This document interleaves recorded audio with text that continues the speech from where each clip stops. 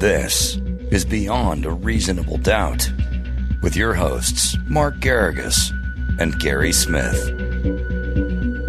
Hat tip. Welcome to Be a BARD, and hat tip to Margot the Magnificent while Tyler was lollygagging around to get us all operational. So yes, absolutely. Quite a breaking news, right, Gary? Yeah, it's been a busy morning, and it might not be the end of the day if you know, we'll see. But yeah, it's very good. We've had two juries out, and I much prefer juries out when I'm not the lawyer, because there may not be anything I hate more than waiting for a jury when it's my case. It's got to be the most excruciating part of the job. But for those who haven't heard, the Sussmann jury came back in a relatively short period of time. They were out on Friday, came back this morning. Combined like 6 hours, right? Yeah, total less than 6, which is not usually the case. If they've been out on a Friday, they're going to come right back on a Monday. Tuesday, in this case, be the functional equivalent, but found him not guilty. By the way, for those who listen, Gary, we had kind of given coming attractions to this, had we not, based on the jury selection? Yeah, on the jury selection, and then on some of the hits that went down along the way, namely the fact that they weren't allowed to admit his text messages between himself and the FBI counsel. You know, the prosecution was trying to get those admitted as though they were, you know, sworn statements, which was a tough putt.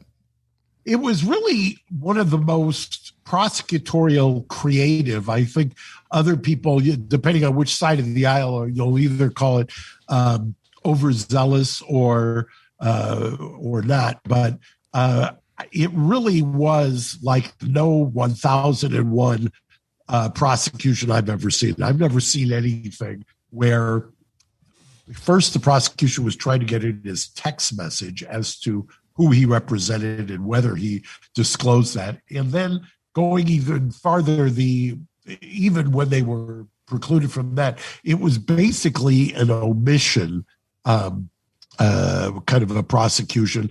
And I just didn't see, and you and I talked about this, we went through, much to, I think, maybe Adam's chagrin, in great detail about some of the jurors and the jury selection. I just didn't see where they were ever going to be able to prosecute this case successfully in Washington, D.C. Just didn't make sense to me. Yeah, to point out Adam's chagrin. And by the way, Adam is missed. He will be back on Thursday and on Friday or Saturday for the big show as well. He sends his regards, but he's out for a couple days.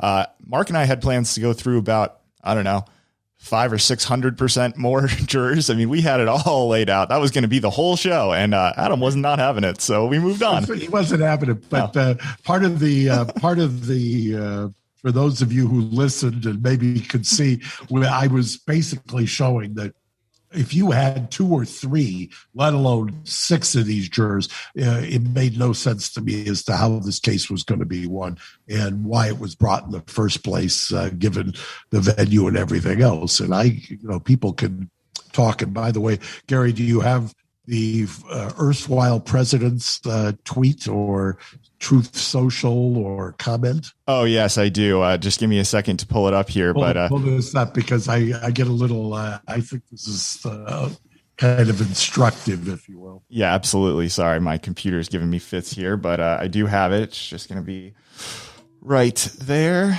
And we will share very laconic and one paragraph, if you will. Yeah, I'll read it for you. Our legal system is corrupt. And no, I'm not going to try to do the voice. Our legal system is corrupt. Our judges and justices are highly partisan, compromised, or just plain scared. And our borders are open. Our elections are rigged. Inflation is rampant. Gas prices and food costs are through the roof. Our military leadership is woke. Our country is going to hell. And Michael Sussmann is not guilty. How's everything else doing? Enjoy your day. Okay. Oh, okay. I'll leave it right there. What are you supposed to say? It's peak him. I just.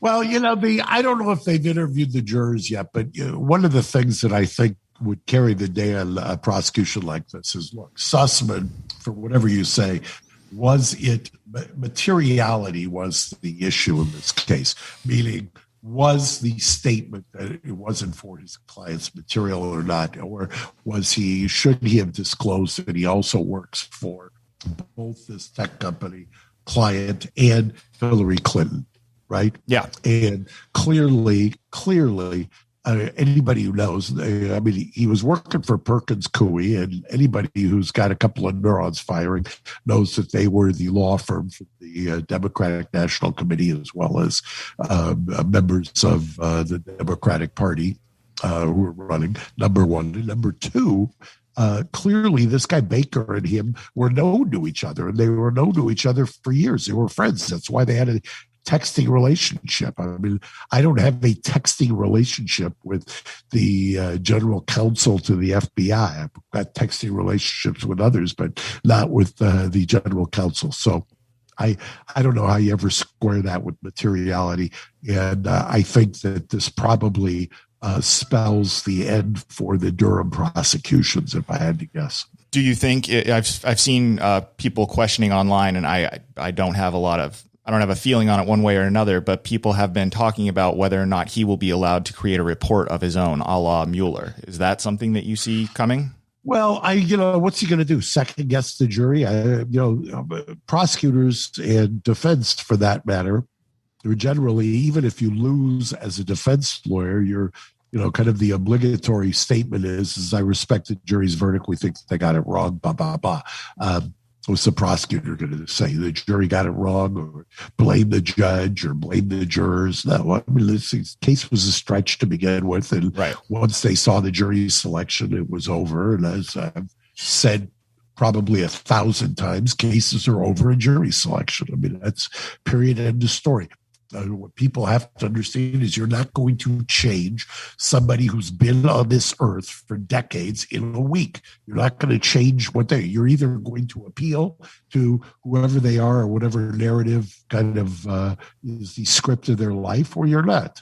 That's the end of that. Next up, breaking news today will be if there's a verdict in heard depth. For those who thought this was going to happen in an hour, they've already eclipsed that as of last Friday. And remember, there's 37 pages of not just jury instructions, but lengthy jury verdicts where the juror has to go through and they have to answer questions. So I would imagine that explains why they've been out.